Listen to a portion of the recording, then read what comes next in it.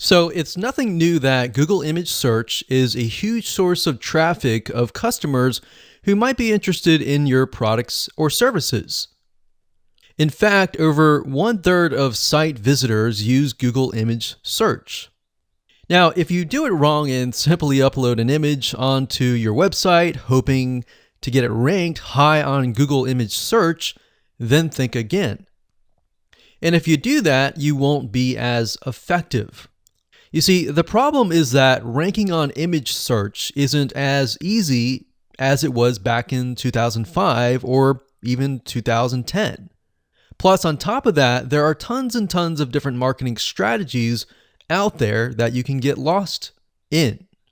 Now, many of these work and many of these have faded away. So what works and what doesn't? What is the long-term strategy that will work for years to come? Now, it's simple. You see, understanding what keywords are in demand and how to properly optimize your image before you make it live is what will help Google know where to categorize your image. So methods have changed and so has the algorithm. And if you're interested, you will learn the most updated SEO strategies that you must do before you make your images live. So I want to welcome you to a 9-part step-by-step video course that shows you how to rank on image search and get targeted visitors back to your site. So in this specific video training course, you're going to get a step-by-step, click-by-click, watch over my shoulder, basically learn what you need to do to rank higher on the Google image search.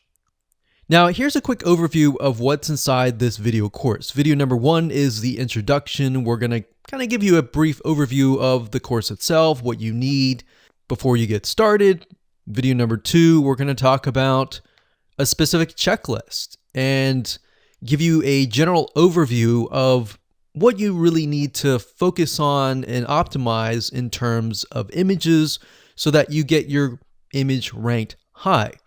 And then of course, videos 3, 4, 5, 6, 7, and 8 is the checklist, but on a more detailed level. So for example, video number 3, we're going to talk about the content that is surrounding the image, why it's important, and what needs to be around the image.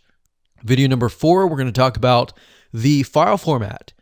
The reality is that different file formats will appeal to Google and will run faster on your website. And if you choose the wrong file format, that might actually hurt you in the long run. Video number 5, we're going to talk about image size and why that is important.